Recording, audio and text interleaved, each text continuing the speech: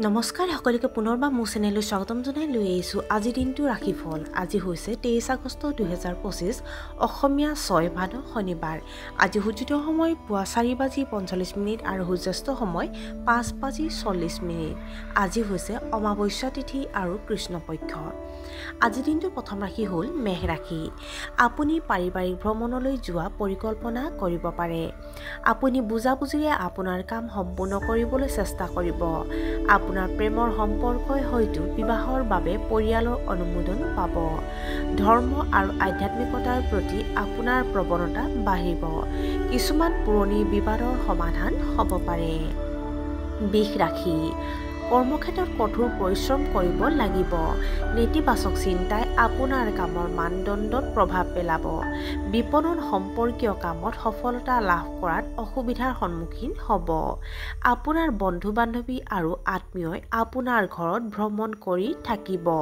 বন্ধু-বান্ধৱীৰ সৈতে আপোনাৰ সম্পৰ্ক দুৰ্বল হ'ব পাৰে। মিথুন ৰাশি। আপোনাৰ আত্মবিশ্বাসে আপোনাক সকলো কামতে সফল কৰি তুলিব।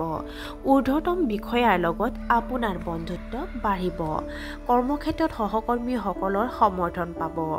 আপুনি হয়তো পৰিয়ালৰ সৈতে বজাৰ কৰিবলৈ যাব পাৰে।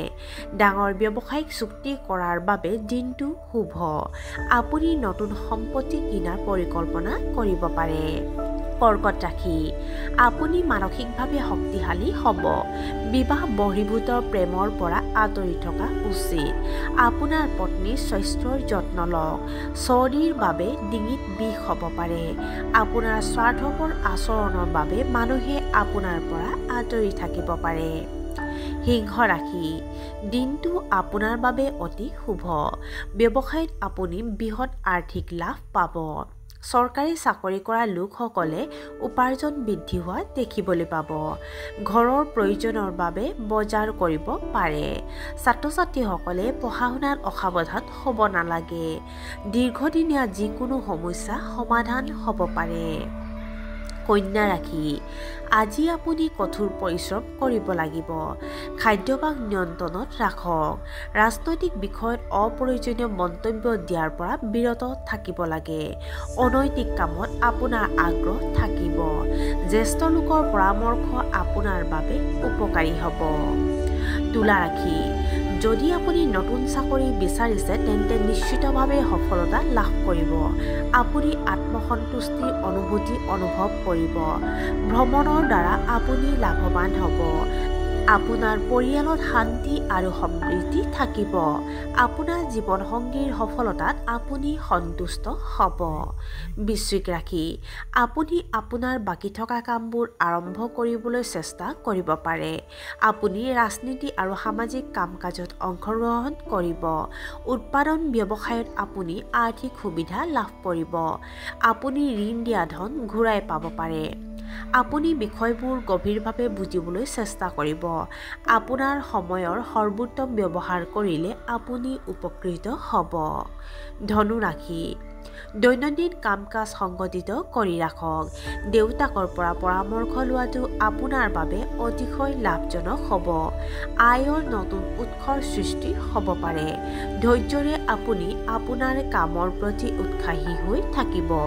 আপোনাৰ বৈবাহিক সম্পৰ্ক আনন্দময় হ'ব।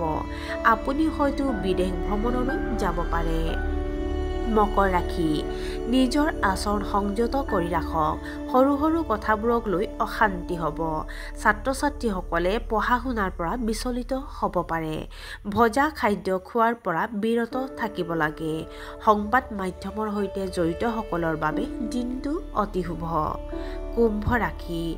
ব্যৱসায়ত ডাঙৰ অৰ্ডাৰ পাব পাৰে। আইনী বিষয়ত আপুনি জয়ী হ'ব। আপুনি নিজৰ কামৰ প্ৰতি নিষ্ঠাৱান হৈ থাকিব। শিল্প জগতৰ সৈতে জড়িতসকলৰ বাবে দিনটো অতি উত্তম। সমাজত উচ্চ পদবী পাব। চাকৰিত আকাংক্ষিত ফলাফল পাব। আপুনি কৰ্মক্ষেত্ৰত ৰাজনীতিত অংশগ্ৰহণ কৰিব পাৰে। আৰু আজি দিনটোৰ শেষৰ ৰাশিটো হ'ল মীন ৰাশি। আজি আপোনাৰ ঊৰ্ধ্বতম বিষয়াৰ পৰা সহায় পাব। কৰ্মক্ষেত্ৰত আপুনি বিশাল আৰ্থিক সুবিধা লাভ কৰিব। আপোনাৰ স্বাস্থ্য অতি উত্তম হ'ব। আপুনি আৱেগিকভাৱে শক্তিশালী হ'ব। আপোনাৰ আৰ্থিক অৱস্থা সুদৃঢ় হ'ব। বন্ধু বান্ধৱীৰ সৈতে আপুনি বহুত ভাল সময় পাৰ কৰিব। আৰু আজিৰ দিনটো ৰাশিফল ইমানতে অন্ত পৰিছে। আশা কৰোঁ আপোনালোক প্ৰত্যেকৰ আজিৰ দিনটো সুন্দৰ হওক। ধন্যবাদ।